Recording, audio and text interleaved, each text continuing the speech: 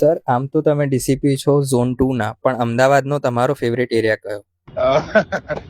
મારો personal favourite area તો સ્વાભાવિક છે કે મારું ઘર જીવરાજ પાર્કમાં છે, તો એ જ. સર, વોલીબોલનું તમે આયોજન કરાવડાયું, પણ તમારું ફેવરેટ સ્પોર્ટ્સ કયું? મારી પોતાની ફેવરિટ રમત પણ વોલીબોલ જ છે. હું જયારે કોલેજમાં હતો ત્યારે હું પણ વોલીબોલ જ રમતો હતો, તો સ્વાભાવિક છે. ફીવર એફએમથી હું છું મનમીત, અને રથયાત્રાને હવે થોડાક જ દિવસ બાકી છે ત્યારે આપણી સાથે છે ખાસ મહેમાન ડીસીપી ઝોન 2 ભરત રાઠોડ સર. 148મી રથયાત્રાના અનુસંધાને આજે જે અહીંયા બી પ્રીમિયર લીગનું આયોજન થયું છે, ભરત સર પાસેથી જાણીએ.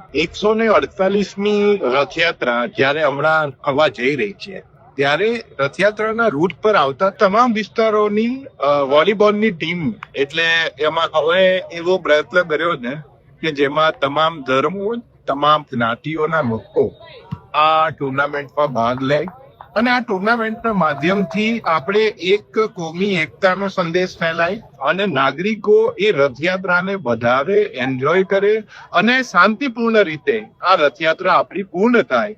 એ આપણો મેઇન હેતુ છે. આપણે વોલીબોલની ટુર્નામેન્ટ કરી રહ્યા છીએ, ઝોન 3 માં આપણે ક્રિકેટની ટુર્નામેન્ટ કરી રહ્યા છીએ, અને ઝોન 4 માં રસ્સા ખેંચની પ્રતિયોગિતા આપણે યોજવા જઈ રહ્યા છીએ.